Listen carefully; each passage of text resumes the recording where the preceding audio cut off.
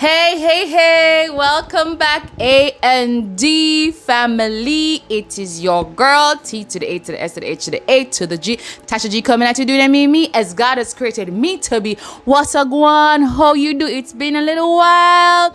Missed you guys. How are you? Bonjour, hola, hello, hi. Annyeonghaseyo. I keep forgetting that all time. Now, guys, we are still on the topic of crime and violence in Jamaica. Crime and violence. I say in Jamaica because we're Jamaicans and we can only speak on because we've experienced or we're experiencing it in our land, right? And you've heard a few of the young people that I've spoken with. I have a few more that will give their opinion on what the two main reasons are for crime and violence in Jamaica. But guess what? I have news for you. Guess what? We are being duped. Why am I saying that? The criminals are duping us. They're fooling us. They are changing our mindset, and it's ridiculous. Guess what? When since is it the fault of the victims that the lawbreakers commit crimes? That is absurd. That's crazy.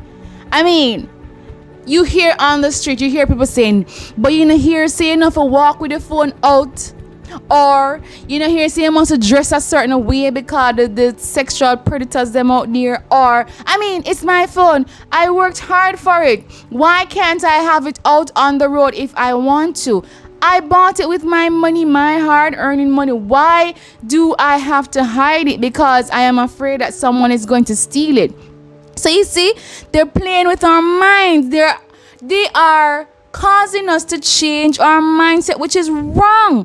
Why can't I drive the best vehicle that I buy with my hard-earned money? Because I am afraid that they're gonna hold me up and kill me for it. Why can't I buy the best house or the best clothes? Why can't I walk on the road with my money if I want to? It's mine. I worked for it. It's mine. It's yours. You worked for it. So why is the criminal, they are stipulating how we are supposed to live, which is wrong, erroneous, people. It is wrong. That's not how it's supposed to go, right? But what can we do? What can we do? What can we do? If we do walk on the road with the phone out, somebody on the bike or wherever hold you up, take it away. Walk on the road with the money, even to go to the ATM machine, you have people watching you and you have to be all cautious. They're trying to let us live in fear. Fear is not of God. That's not how God intended us to live in fear. No, that's not how it's supposed to be. But this is how it is now. This is how it is. So what can we do? What can we do? I just wanted to put this little thing in there, you know. We're going to hear some more of what the young people have to say. So don't move a muscle. Stay tuned and watch them, hear them out and help them. Because crime and violence affect all of us. All the way. Jamaica, all the way. Jamaicans, Americans, Europeans, crime and violence, they're everywhere. But here what them have to say. Alright, we soon come back. Check them out in 5, 4, 3, 2. Greetings there. This is Kamal speaking. So I'm here just to list two main contributors to crime and violence in Jamaica. So let's get into it. Two main contributors to crime and violence in Jamaica are poverty and the lack of parenthood in children's life growing up. So, a possible solution for this is for the government to take charge and make sure that the ghetto youths and all the poor people out there, or children out there, make sure they're okay, get them food, make sure they're governed, you know. Another thing is for the parents to find their children wherever they are, look out for them. I mean, take charge, you know, be the parent, you know, take care of the children and make sure they are okay, specifically. Make sure they're not in any gangs and the one bag of company and all those stuff, you know. Just make sure they're okay. Come on, right out.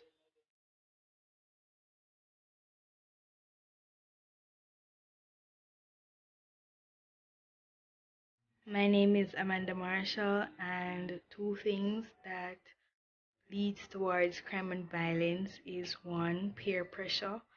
Being with the wrong set of friends, they tend to do things that is not so good, and you find yourself wanting to blend in, wanting to be seen as what cool, or I don't know what term they'd want to use, but they just don't want to stand out too much, so they are pressured into following them into the wrong hands. And the more they do it, the easier it gets to kind of fall into that kind of style, lifestyle basically. And it just gets worse as time goes by, as they get older. And two, some people who may be low on funds, not everybody who are low on funds might do this, but some people, they find themselves stealing, whether it's money or it's food, because they don't really have the money. And then something as simple as that, the more they do it, just like I said before, the more they do it, the easier it gets, and the easier it gets to kind of go into this habit, the more they find themselves doing bigger things. And once they find themselves in this kind of crowd, in this kind of, just like the first one I said, in the kind of crowd, or in this kind of mindset, in this kind of lifestyle, they find themselves one day in jail or dead, find themselves running from police because they somehow managed to get themselves so messed up that they no longer can live a peaceful life, because they keep doing what they're doing. But yeah. Right, where are you from in Jamaica? So I'm from a place called Trowtal. That's in northern Clarendon. So if you know like Frankfield and Chapelton, I'm from that side. Right, so I'm gonna ask you to just keep your volume a little, so we can hear clearly. Right, so this is my friend Kimberly. I'm her sister. I don't know about that. I don't know about that, people. We're related. Right, so as I said, crime and violence. What do you think are the two main contributors to crime and violence, especially in Jamaica? One, I would say, would be conflict resolution skills, or poor conflict resolution skills.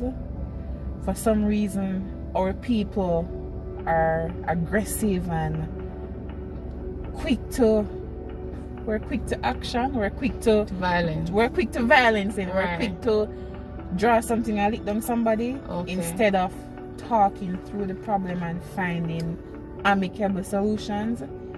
So I would say we don't have good conflict resolution skills.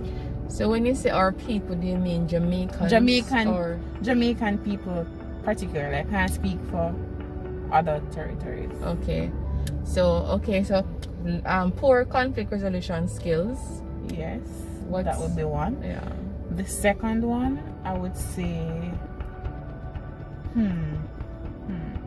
maybe socio-economic factors. Socio-economic factors. All right, this is not an excuse to commit crime, but when I speak of socio-economic factors, I'm speaking about persons who are not financially stable or do not have access to financial resources, or have any form of income, and they have to resort to different types of crime to survive. All right, make a stopper right here. So you're saying that, and just let me know if this is what you're saying. So you're saying, so the poor, because you're poor and needy, you have to go into that? All right, so I'm not saying, that's why I said it's not an excuse to commit crime, but we find that persons who are from a poor background, or persons who are from I guess the inner city areas or low socioeconomic backgrounds, or people who just don't have that support system, sometimes their only other resort is crime. Okay. Right? So whether it be robbery or scamming or however they make their money from crime, you know? Okay. So it is not an excuse, guys. Let me reiterate Yeah, that. man, we get what you say. It happens, you know? Right. It exists. So, okay. So as she says, and this is what she thinks. Alright, but my thing, well, I'm not going to give you my opinion right now. So do you, in thinking, or this is your opinion that it's a socio-economic and lack of, or poor conflict resolution skills, and I would add communication skills, right? So can you think of 2 solutions then that could help in the situation? All right. Or to steer people away from crime? Wow. That's a tough one. Yeah, I mean, just you know, we have been trying for so many years to find solutions to crime, and it's just, the reality is that it's not clear cut. There is no one size fit all remedy. You know, what we've been doing is putting a band-aid on the issue, really. But I would say I don't think you can fix it, but I think you can manage it. Okay. So I would start by parenting, you know, and I would focus on the values that we instill in our children from a tender age. You know, I do believe that how we parent our children will impact their adult life. Because if I'm taught certain values or positive values, then as a child growing up, I'm more likely to still hold on to that in adulthood, regardless of my peers. Well, you know, everybody different, but most persons tend to still carry over what they're taught by their peers, by their parents into adult life. Okay. And that impacts how they behave, you know. That impacts whether or not they're good citizens or contributing positively to society. So I would start with parenting and instilling good values in the children. All right, thank you so much, Anna. Say it as she said. This is her opinion. All right, we're gonna hear what a few more persons have to say.